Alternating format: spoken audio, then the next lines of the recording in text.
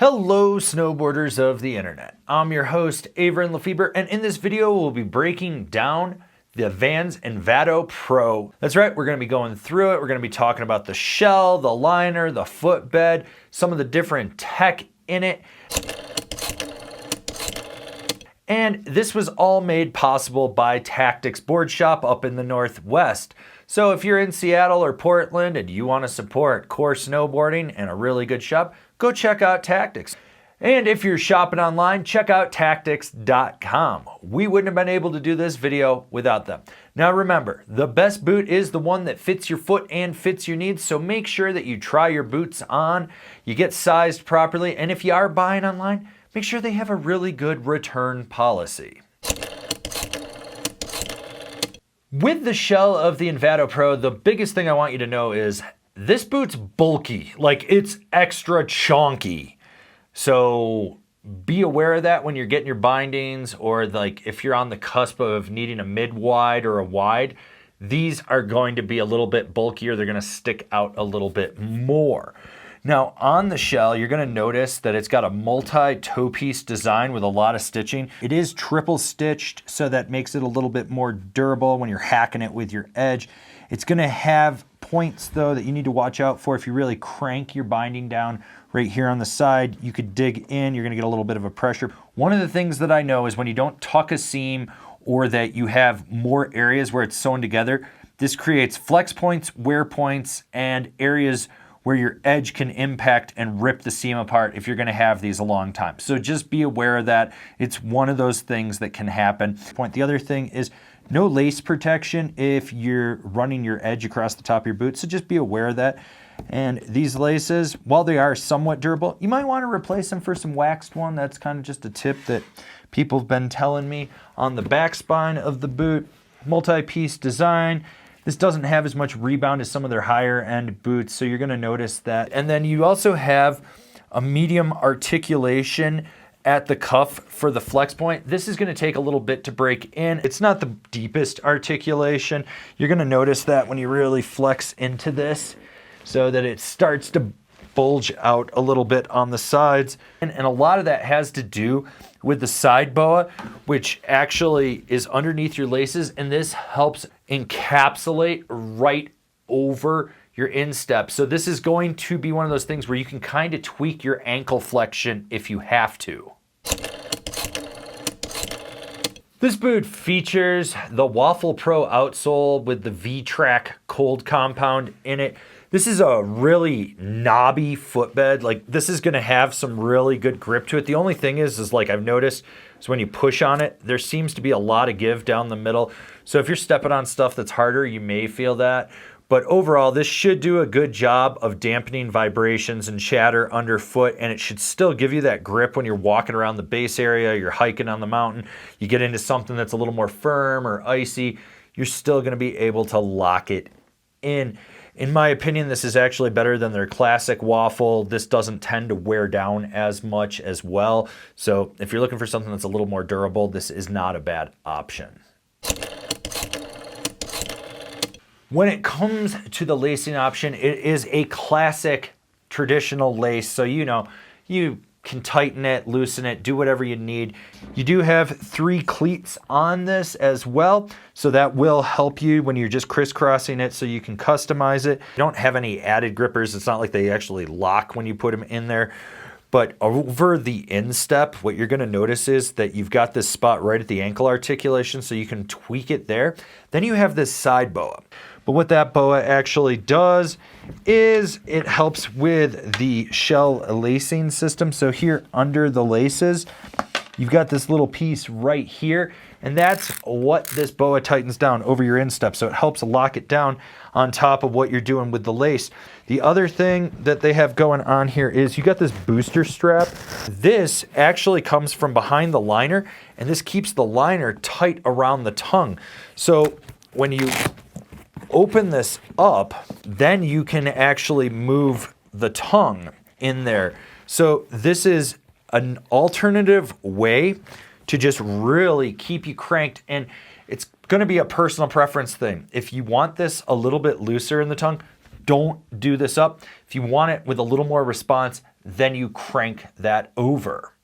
If you're looking for a middle ground with this power strap, you can also run it just across the liner. So you've got three options with it. You don't use it at all across the liner or across the shell coming from the back of the liner. This is just going to give it a little bit more power and a little bit more customization. I'm all about having boots that have customization, so that's actually a really cool feature to see.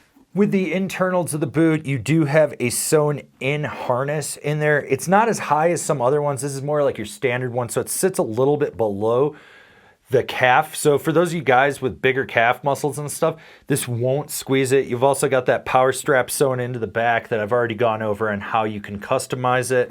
There's a little bit of some heat reflection tape in there, mainly around the toe area, but it is in there, so that should help retain a little bit more heat if you need it for that.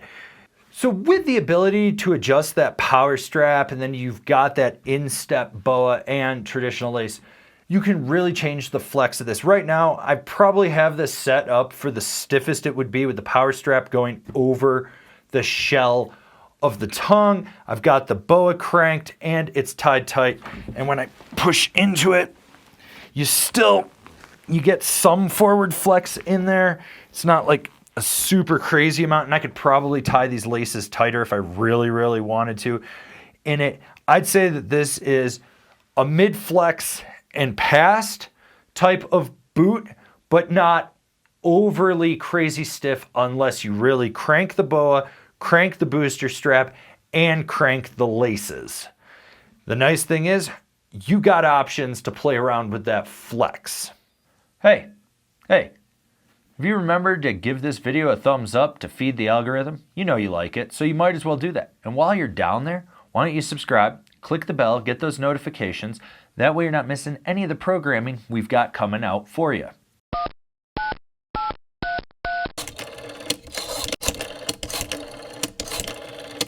The Invado Pro features the V2 Ultra Cush with smart wool liner. So it actually has merino wool lining in there to help wick away moisture. That's really cool to see, and being in Colorado where smart wool's from, I've used them for over 20 years now, I think, and their socks are amazing. So to see them put that into a liner, it makes sense to me. Overall, the foam on this liner packs out a lot. We need to talk about that. Almost every person I know that rides Vans drastically downsizes in these because they pack out so aggressively. They're designed to fit great out of the box, but for a lot of people, they just pack out so much. So you need to be aware of that. And you have a lot of softer foam around the top. So for those of you that have like a bigger calf muscle, this should move out of it. Now you do have Velcro on the tongue. And when you get inside the boot, you've got a deep heel pocket in there. There's aggressive J-bars in there. So you need to be aware of that. Some people feel these a little too much. It's one of those things where you're like, oh, okay, yeah, I gotta take better care of that. Heat molding is only gonna do so much. This is so aggressive that it pinches, and it all depends on where your footbed placement is in there and the shape of your ankle and your foot. So this is something that you definitely need to consider, along with the fact that this foam tends to pack out really aggressively. A lot of people don't talk about that, but this is something that I know from personal experience, from having friends that ride Vans and just having to work on these boots. So if that's an issue with you, be aware of it. The nice thing is this will heel hold someone with a narrower ankle and a wider forefoot. And then around the instep, you got a lot of neoprene on the side. This is gonna give if your foot needs it to, so you'll be able to heat mold it or break it in, and it's gonna just have a little bit more bulge on the sides. This is really going to push out. So those of you guys with wider feet, if you heat mold this, this is going to really stretch, and then it still has a ton of give. There's a lot of cross stitching though, so this does move some of the points around. You're not going to feel anything like with a standard liner from another company that has stitching up here. So what's nice is you're not going to feel that like on your pinky toe perhaps, or maybe your sixth toe on the inside in there.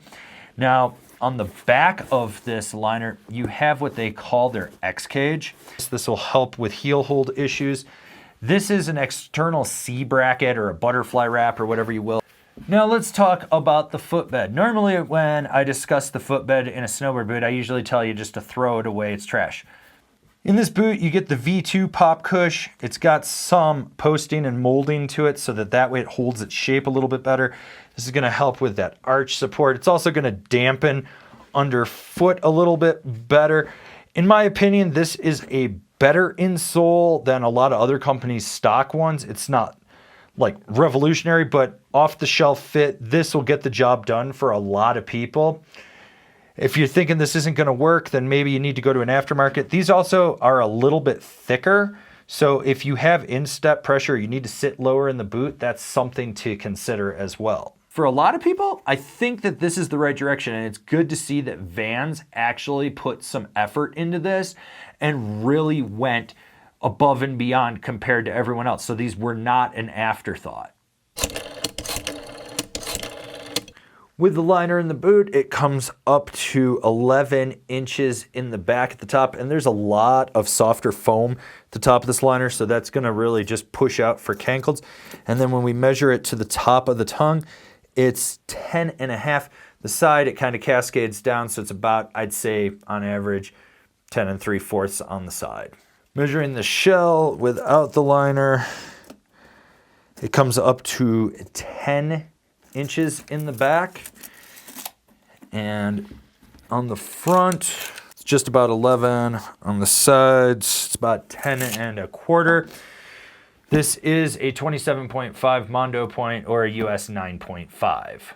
Starting at the 1 inch mark, it comes out to right around just, well, let's see, about 1 millimeter under 5, so it's about 4 inches wide at the forefoot. That's a little bit wider, and like I said, this neoprene will have some give to it. Remember, the best boot is the one that fits your foot and fits your needs. Get sized properly. So many people do not do that. Then they wonder why they have foot problems or their boots are sloshing around on them. Make sure you get the boot that fits your foot and fits your needs. I cannot stress that enough. Well, in my opinion, this is definitely a boot for someone that's BOA curious, but not willing to dive all the way in. Because if you break that cable, you can still use this like a regular boot. It's got traditional lace. It's got a normal pull tab on the inside of it. This is also going to be for someone that's got a wider forefoot, bigger calf, and they might have a narrower ankle. Like I said, the J-bars in this boot are kind of problematic if you don't sit in there right, so you might have to have some customization to it.